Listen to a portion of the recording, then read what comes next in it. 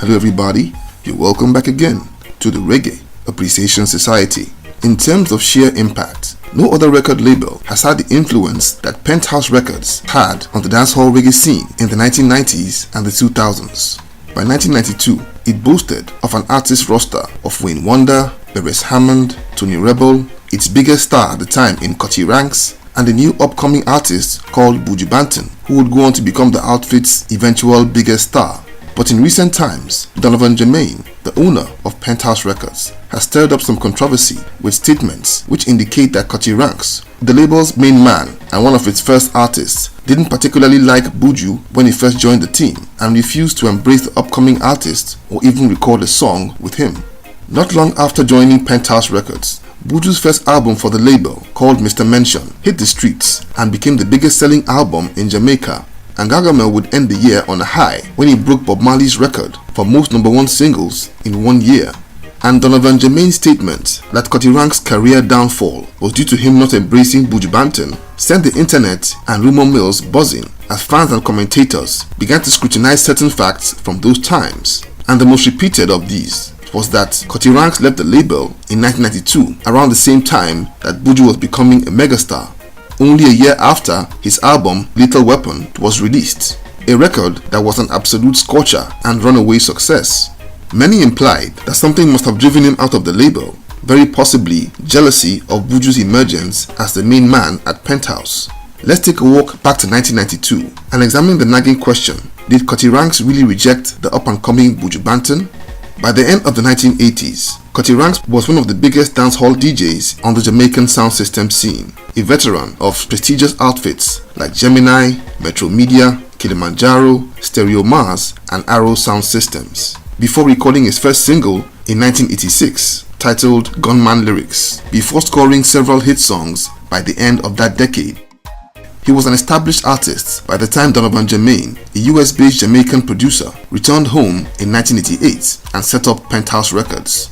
And the new label's first artist was dancehall crooner Wayne Wonder, and the next was Cutty Ranks, who joined the label in 1989, followed by the likes of Sanchez, Thriller U, and Tony Rebel.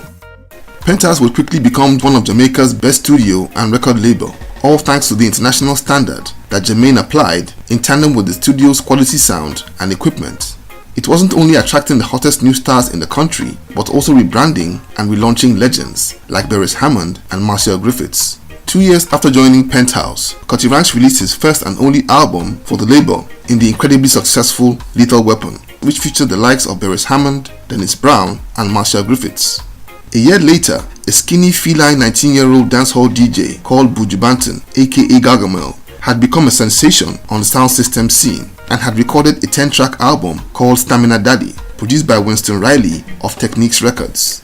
The album became an underground smash hit, which caught the attention of many in the industry, including Penthouse sound engineer David Kelly, who wouldn't stop talking about a skinny kid with a big voice called Gargamel, and it aroused the curiosity of Wayne Wonder, who quickly became an admirer of Buju's sound.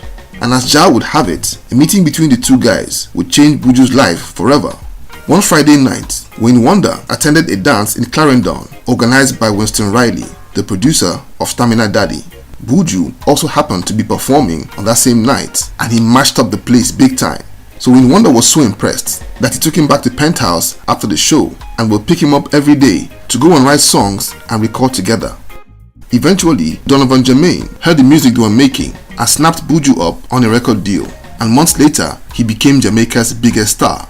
But while Donovan Germaine was delighted with the good fortune of his new kid on the block, his relationship with Cutty Ranks was fast deteriorating. Up until 1992, Cutty Ranks had been the hottest artist at the label, but after a series of disputes and breakdown in their relationship with Germaine, Cutty left Penthouse Records and went on to release his next album, From Me Heart, in the next year with Priority Records. The reason behind Cutty's parting of ways with Germaine, he was hardly given a second look for more than 2 decades, until Germaine began to grant interviews stating that Cutty Ranks left his label because he couldn't handle the rise of new artists coming up to claim the limelight, and that when his opposition to Buju at Penthouse Records became unbearable, it was clear that they couldn't work together. He also remarked that Cutty had a very bad temper and implied that he was always difficult to work with. The heaviest statement I heard in that interview was that Cutty Ranks' departure from Penthouse became the artist's downfall as he never met his full potential. Cutty Ranks, of course, responded in different interviews of his own and totally denied ever discussing Buju Banton with Germaine. How much more tried to stop the younger artist's shine.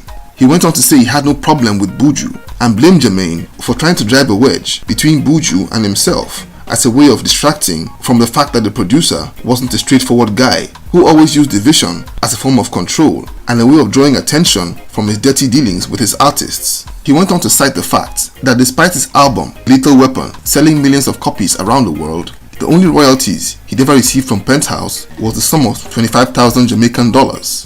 So far, it's been Donovan Germaine's word against Cutty Ranks, and there's been no word from Buju Banton, who was at the center of this back and forth, or even the other people who were at Penthouse in those days. But if you take a look at the situation, as well as both men's antecedents, a couple of strong thoughts will come to mind. To begin with, Cutty Ranks has always been a tough guy with a short fuse, from his days as the homeless youth on the streets of Kingston. So it's not surprising to hear that he was a handful to work with.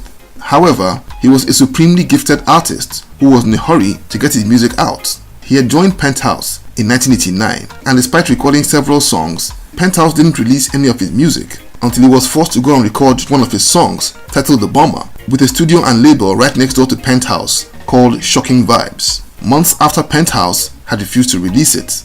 The Bomber became a huge hit, and it led to a falling out and clash with Germaine, but Cutty Ranks reportedly had the support of his label mate Beres Hammond, who blamed Penthouse for putting Cutty's music on the shelf for too long. It was only after this incident that the label released Cutty's single Pon Me Nuzzle, which also became a smash hit. It would take a whole 2 years for Penthouse to release his album Lethal Weapon, and this was only after Cutty had released an album called The Stopper under a UK-based label named Fashion Records a few months before. But on the other hand, Penthouse Records released Buju's album barely a few months after he joined the label with little or no fuss. So when you put yourself in Cutty Ranks' shoes, you can just imagine that there would have been some hurt feelings somewhere. Maybe not expressed directly at the person of young Buju, but definitely at the label and CEO. But as I said earlier, this is just my opinion based on the existing facts. Also, regarding Cutty's complaint about being cheated out of his royalties, it's important to note that his former label mate and reggae legend Beres Hammond also made a similar complaint about Penthouse Records a few years ago. But as far as Donovan Germaine's statement that Cutty leaving Penthouse had led to a downfall, I call it utter and complete nonsense, as Cutty Ranks notched hit albums and tracks after leaving Penthouse, including his monster hit single Ahuse Me Done, which seemed to be a rebuttal to any notion that his career was over. So back to the question of whether Cutty Ranks didn't like young Buju Banton, I think it's a 50-50 situation until Buju or others around at the time come out and confirm or deny it. Until then, all we can do is speculate. So there you have it. Thank you for watching the video today. Please leave a like, subscribe, and until next time, Jah bless.